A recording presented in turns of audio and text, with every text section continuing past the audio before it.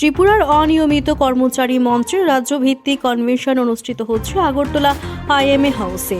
উপস্থিত ছিলেন মঞ্চের কনভেনর আইনজীবী পুরুষোত্তম রায় বর্মন এবং ত্রিপুরার অনিয়মিত কর্মচারী মঞ্চের আহ্বায়ক রতন দেবনাথ সহ আরও অন্যান্যরা।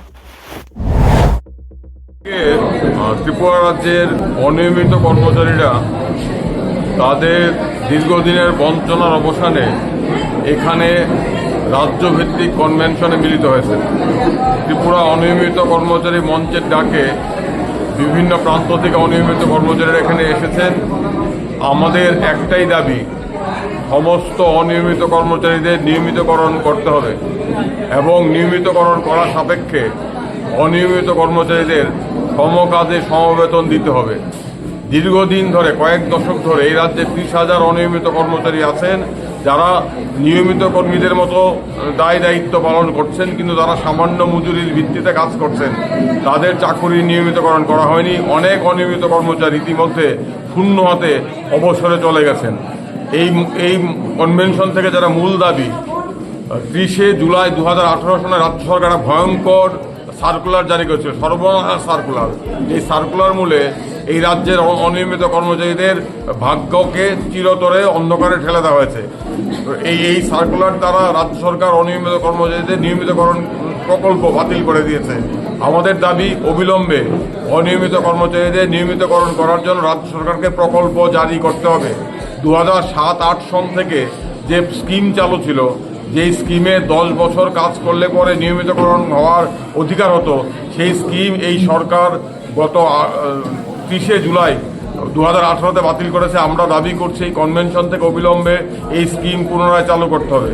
আমাদের দাবি হচ্ছে রাজ্যের সমস্ত অনিয়মিত কর্মচারীদের অবিলম্বে নিয়মিতকরণ করতে হবে এবং নিয়মিতকরণ না করা অবধি তাদের প্রত্যেককে সংবিধানের আদর্শ অনুযায়ী সমকাজে সমবেতন দিতে হবে এবং যে সমস্ত অনিয়মিত কর্মচারী ইতিমধ্যে অবসরে চলে গেছেন তাদেরকে এককালীন 10 লক্ষ টাকা ক্ষতিপূরণ দিতে হবে, এককালীন অনুদান দিতে হবে এবং আংশিক সময়ের কর্মীদের নিয়মিতকরণ করা, DRW করার যে স্কিম চালু ছিল সেটা আবার পুনরায় চালু করতে হবে।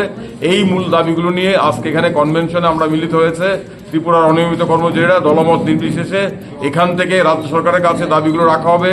যদি দাবিগুলো পূরণ না হয় তাহলে আগামী 4 জানুয়ারি আগরতলা শহরে সমস্ত স্তরের অনিয়মিত কর্মচারীরা ঐতিহাসিক ধর্ণা সমাবেশ সংগঠিত করবেন।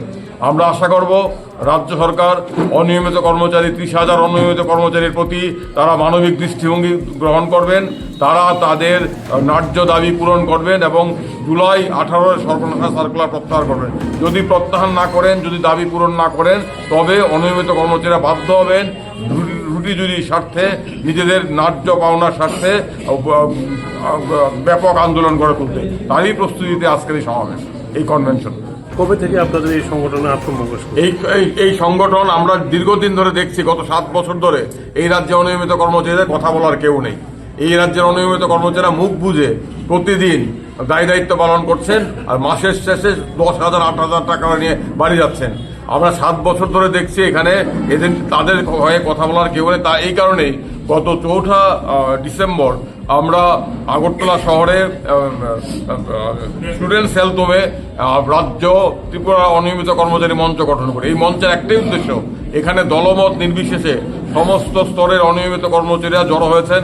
একটাই উদ্দেশ্য, তাদের হক আদায় করা। অনিয়মিত কর্মচারীরা অমানবিক জীবনযাপন করছেন, তাদের প্রতি নিষ্ঠুরতা দেখাচ্ছে সরকার। এই নিষ্ঠুরতার অবসান চাই, তাদের মর্যাদা চাই, তাদের প্রাপ্য অধিকার চাই। তার জন্য এই লড়াই, এই কনভেনশন, এই নূতন সংগঠন করা হয়েছে। আমাদের একটাই লক্ষ্য, অনিয়মিত কর্মচারী 30,000 অনিয়মিত কর্মচারী, তাদের স্বার্থ রক্ষা করা। তার জন্যই ত্রিপুরা অনিয়মিত কর্মচারী মঞ্চ গঠন করা হয়েছে। গত 4 ডিসেম্বর আজকে রাজ্যভিত্তিক কনভেনশন, ব্যাপক সারা আমরা লক্ষ্য করছি। আমরা এই কনভেনশন থেকে সিদ্ধান্ত নেব আগামী আন্দোলনের কর্মসূচি। জানুয়ারি মাস থেকেই অনিয়মিত কর্মচারীরা তাদের অধিকার অর্জনের জন্য রাস্তায় নেমে লড়াই করবেন। এই ঘোষণা এই কনভেনশন থেকে আমরা সবাই